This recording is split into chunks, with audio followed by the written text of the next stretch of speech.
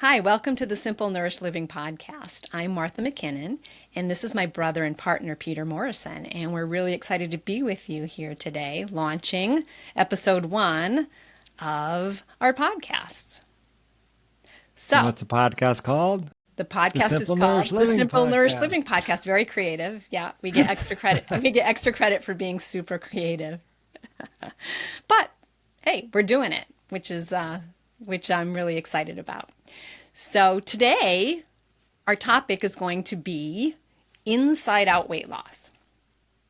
Any thoughts about inside out weight loss? Inside Out. Nope. I have no idea, but I think this is something that you might have come up with. Yep. It came to me this morning. But before we go there, let's just check in with one another. What's going really good in your world right now? What's new and good? Anything?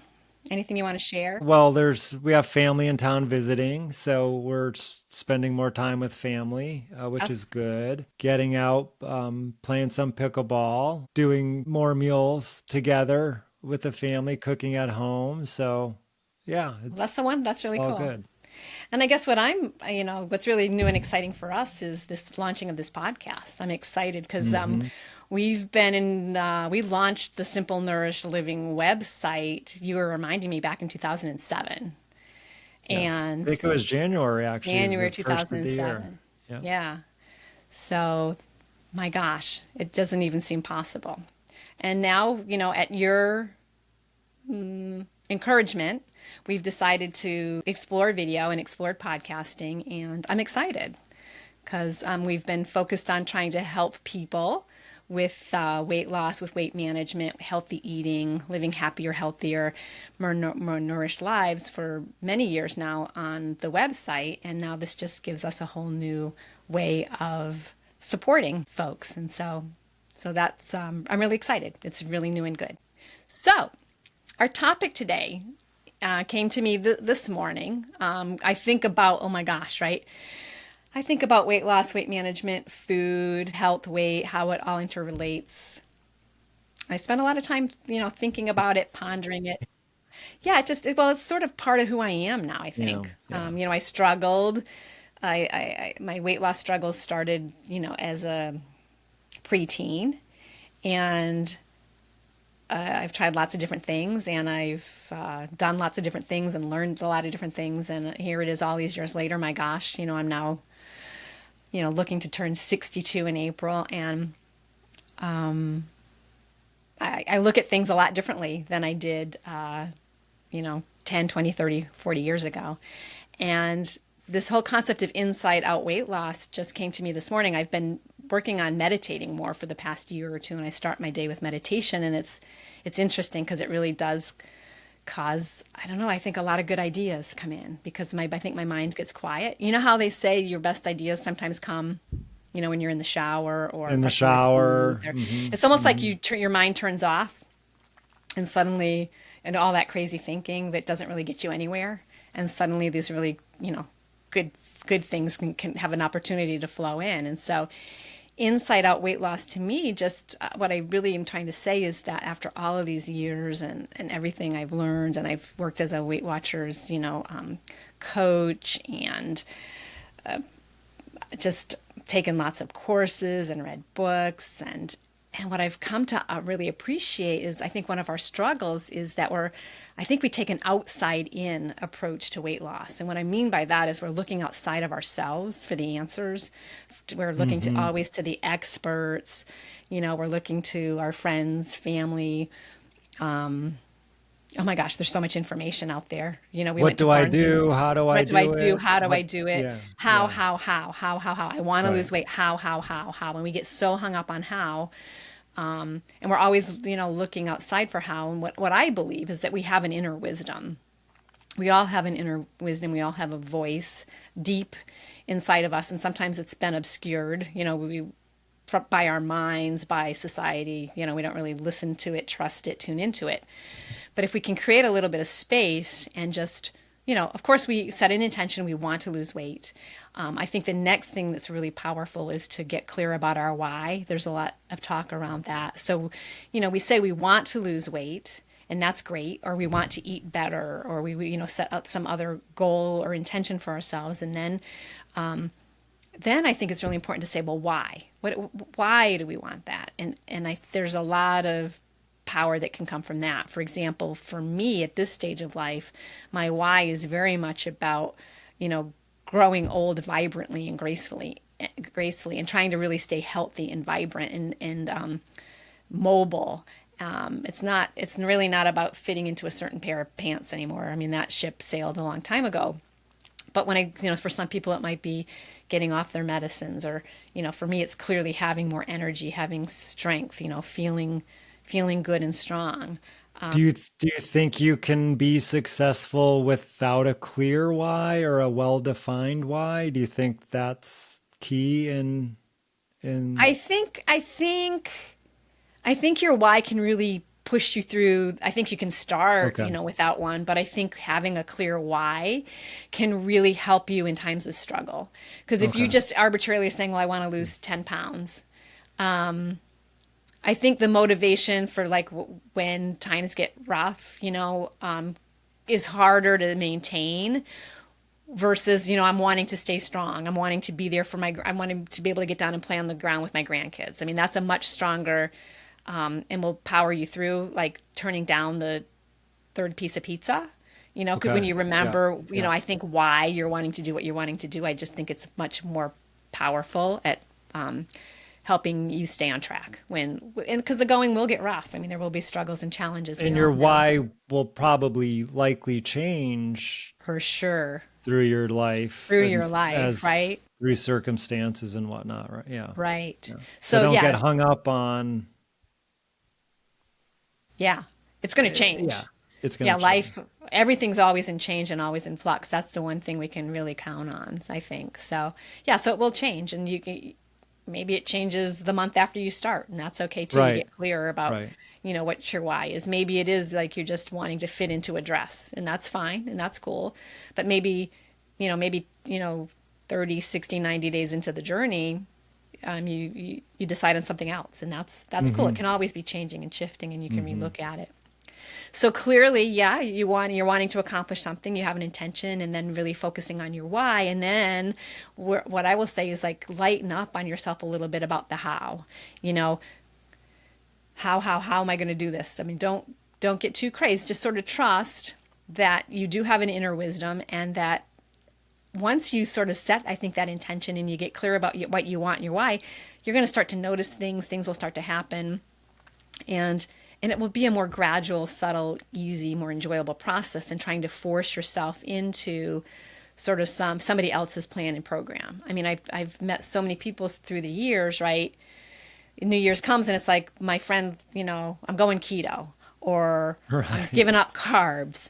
Right. I'm never going to eat pizza again. I'm giving up sugar forever. I'm going to hit the gym every day. And we get, over intense with what we're trying to accomplish. And we're looking outside of ourselves for the answer. We sign up for somebody else's program and with a very specific meal plan, that maybe requires us to, cook very complicated everything from scratch, for 3 meals a day and 2 snacks when you're not used to being in the kitchen at all. Like, how long is that going to last? I mean, it's Right. Right. right. It's just not sustainable. So taking this sort of inside out approach and looking at yourself and trusting that you do have this wisdom, I think it's just magical. And there's a good chance, I think, by taking this approach that things that you'll do and the place that you end up will be totally unexpected. We have a success story on the website that I love where a woman got fit and healthy and lost weight by hula hooping, Hulu. Yeah. right?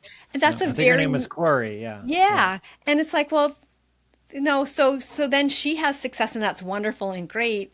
But that doesn't mean that hula hooping is the right solution for everybody, right? She has fun hula hooping and it was her pathway. But just, trust that your pathway will present itself. And this is where your story comes in, Peter, because I think your story is really illustrative of this, exactly what I'm talking about. You want to share your story? Yeah. Well, my story, well, as you know, I've never had a major weight problem. For me, it was more 5 to 10 pounds that I've always felt, um, 10 to 20 pounds maybe, Mm-hmm. just not quite comfortable Mm-hmm. with pants and, just the way I felt, or, a little pudgy belly and little self conscious. Yeah. So, well, gosh, through the years, I've joined gyms. I've tried various diets. I'm looking around. I couldn't even tell you the different diets. Yeah.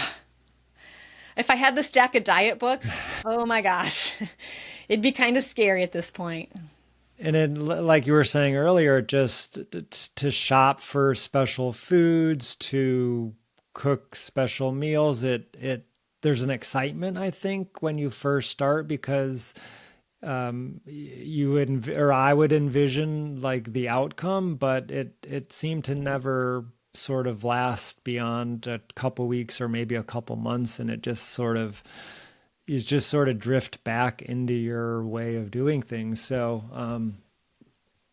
about a couple years ago, my life um, changed slightly in that I just had a little more time available between work and whatnot. I've always been a lifelong athlete, I would say, tennis Mm-hmm. fan, basketball, but I haven't played tennis for probably 5 to 10 years or so.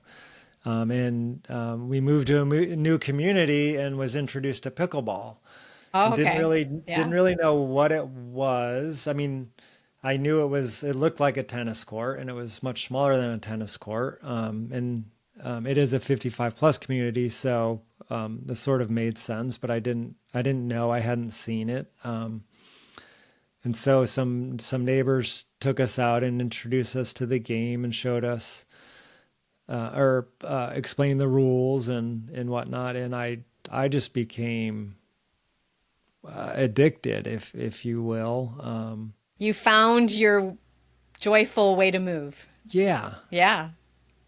and it was not like getting up to go to the gym and, oh, I have to go to the gym, which was always, or not always, but a lot of times it was a chore. It felt Mm-hmm. like something I had to do, where this is something I want to do and look forward to doing and can't wait to go again.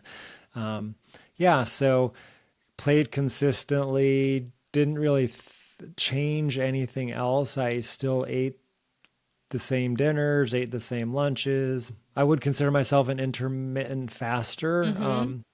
mainly because I'm not a big breakfast eater. My body takes a while to wake up, so I tend to have a smoothie or something really light in the morning.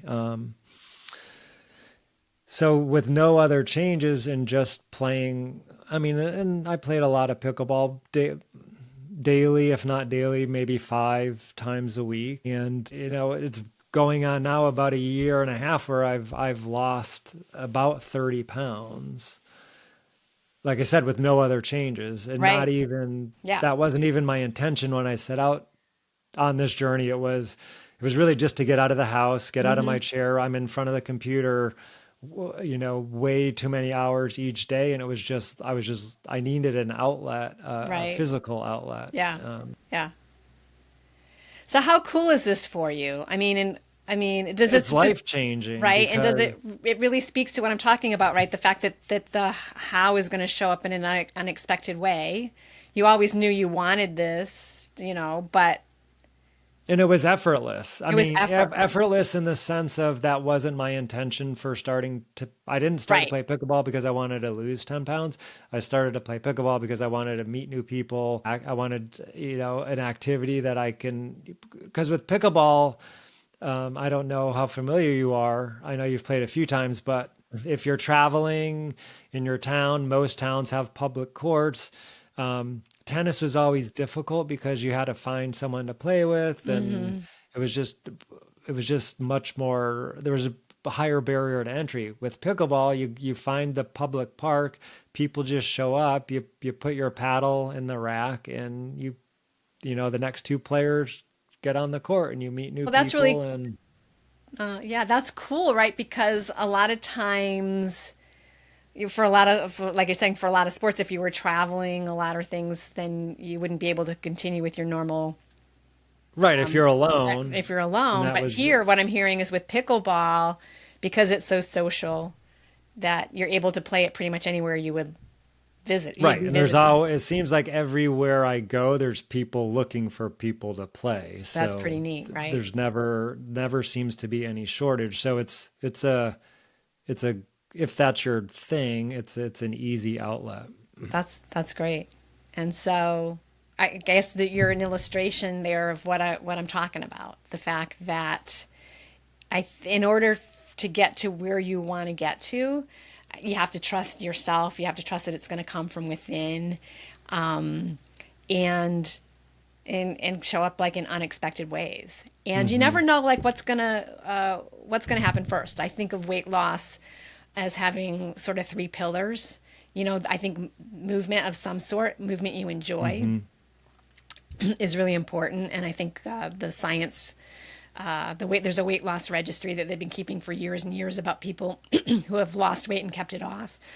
Excuse me. And one of the pillars is movement. But I think, again, like you said, you want it to be inspirational movement. You want to be drawn to it. You don't want to be forcing yourself to show up to the Exactly. gym. I mean, in order, you got to really find something you enjoy doing. And then, of course, what you eat is the other consideration. And then your overall self-care, your overall other aspects of wellness in terms of the quality of your relationships and your happiness and your sleep and all of those other considerations. And when you consider all of those, it's going to somehow get weaved together to create a lifestyle that is sustainable for the long run. And it doesn't have to necessarily be all at once either. Some people start with the movement. They start, with a 10-minute walk, and suddenly after a few weeks or months of walking, they suddenly have more, they're feeling better, and they suddenly are changing, what they're eating. They're ordering the salad instead of the fries and things like that. Some people change their eating first, and they change that up, and then they get to a point where they're feeling more excited and energetic, and then they get out and find something they enjoy doing, some way to move their body. So there's no one recipe, and that's what I'm really trying to sort of push and hone in on here today, that you have to just give yourself you have to just trust yourself that the answer's inside you and it's going to come, and don't be surprised if it doesn't come in a really surprising way. And maybe the freedom to try different things Yeah, I think to that's, see yeah, what sticks or what right. I think you've got to, resonate. right, be experimental, be curious. Don't expect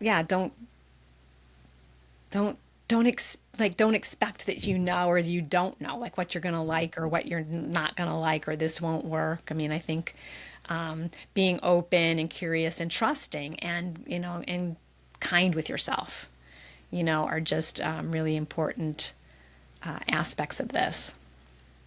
So very cool. That's wonderful. Anything else you want to share with the group about your experience?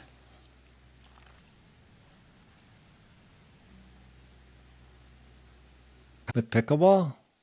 It's just, yeah, this whole concept of like any other surprises that came to you. I mean, the fact that one thing that I would say is that the fact that it was just really I read a book recently that talked about goals of desperation versus goals of inspiration, and the fact that when you're doing something, I think out of desperation, like I need to get to the gym because I need to, like, it's just never going to work. It's just too much. It just goes It's against leg our, day, it's arm day, right. yeah. It just Yeah. goes against our Yeah. biology. Where if you can, like, now versus like being inspired, like, you get up and get on the pickleball court because you want to, because you're excited for it. It makes me think about oh my gosh, these things just pop into my head where Wayne Dyer shared a story years and years and years ago where he had a son who just couldn't get up in the morning, could not get up in the morning, couldn't get up, slept through the alarms to get to school, just absolutely couldn't do it. But he loved to surf.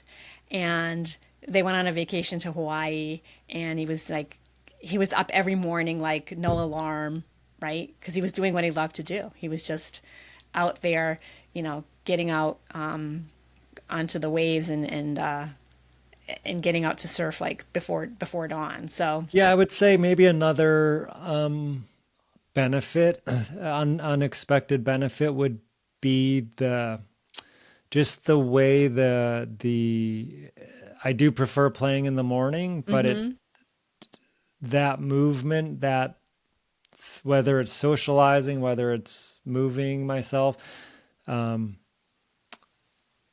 it sets the tone for the rest of the day. interesting. Yeah. It just everything seems not. There's always difficult things every day, but somehow you feel less, or I feel less stressed. I feel less I just don't, the little things don't bother me as much.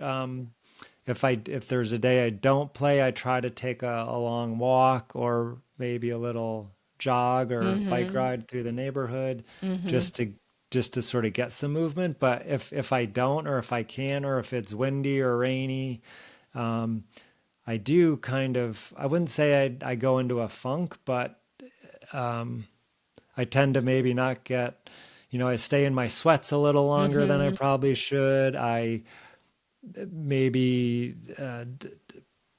don't eat as well as I might on a day where I'm, moving, and everything just feels a little bit harder on those days. Well, that's an interesting thing you talk about the eating being different. Have you noticed that with your pickleball, the fact that your eating just naturally changed for you? Yeah, there's a desire. Like I said, earlier, I like to play mostly in the morning or early afternoon. So, but it's a flexible schedule. I'm sort of not know when I'm playing, so I tend to eat lighter, just because I know that if I'm eating heavier foods, I'm going to feel less good out playing pickleball. So the tendency is to eat. I'm not eating for pickleball. It's hard to explain. I'm not really eating for pickleball, but I'm eating in a way that I feel like my body wants me to be eating. So do you feel like pickleball and I don't know, just has caused you to have like a different do you feel like you're more tuned in with your Yeah, body and your yeah, appetite and your yeah. energy and how like food makes you feel? Absolutely. And also the way I don't like playing later at night, just like I didn't like going to the gym at night, because whether it's your energy, your what's the word? I can just, my mind just went blank, but Yeah. it's harder to come down after physical activity for me. It takes hours to sort of relax. So I tend to eat and time that such that I do get good rest. And But what I'm hearing you say is it's not like a chore, like I have to eat this or I have to eat that. It's just sort of it's like what you want to do versus what I have to do. Is that what I'm hearing you? yeah, and it's sort of, I guess I don't even, it's not really, it's not really planned or intentional. It's just, I'm going to reach for, like, if I want something sweet, I'm going to reach for a date, or I'm not going to reach for a candy bar, because it's hard to explain, because I'm not following this regimented diet. I'm not going to have fish and chips for lunch, because that just Because doesn't sit well. Well, it's not going to make because how it's going to make you feel later. Feel, Yeah. And right. so this has really been, I think, very, very helpful and very, very informative for folks to help understand that when you sort of get on the right path and when you trust yourself and when you let the journey kind of unfold instead of forcing yourself into, Is that a one size. UFO? Beam me up, Scotty. I know it's so, well, we're doing this for the first time and we've set up our little studios here. And I have a window in front of me that was letting in too much light and we sort of covered it up with, and I can share this with people. I've Yeah. kind of covered it up, and it's starting to let loose now. So I think this is a sign that we're going to have to wrap Wrap here it up. soon before our studio falls apart. So there you have it, our initial episode where we've just talked a lot about, the inside out approach to weight loss and really trusting your inner guidance system and giving it more credit than giving it, the credit that it does deserve. If you listening to this and watching this have your own stories to share about how you've had an experience similar to this where your path to losing weight, getting healthier kind of showed up in an unexpected way, I'd love for you to share that in the comments. Also, if you have other ideas and topics, questions for us, things that you'd like us to talk about or explore, be it recipes, cooking techniques, mindset, anything that you feel would be helpful for you on your journey, just again, leave us a comment. And thank you so much for tuning in. As we part here, I just want to leave you with one final thought. I went through yoga teacher training years and years and years ago, and there was one mantra that our yoga teacher trainers kept really pushing on us as we became yoga teachers. They told us to always be focusing on the positive and seeing the beauty first with our students. Part of what we needed to do was help give instruction and coach around alignment and form in a yoga pose. And human nature is such that we always just go to the problem. We always just seem to go to the negative. There is a negativity bias in our biology for survival, but it can really work against us in so many aspects of our life. And so I really want to encourage everybody to take this approach to you and yourself and your journey, to really focus on the positive, see the beauty first, think about and focus on all the things that you're doing right every day and all the the ways that you are showing up in a really positive way, and give yourself some grace and let some of the negative stuff go. And I think it's notice what happens as you try to practice that approach to your journey and to life. That's a good suggestion. Thank Right. you. Well, you're welcome. So this has been fun. Thank you so much. And we look forward to seeing you again next week. Take care. Thanks. Bye-bye. Bye-bye.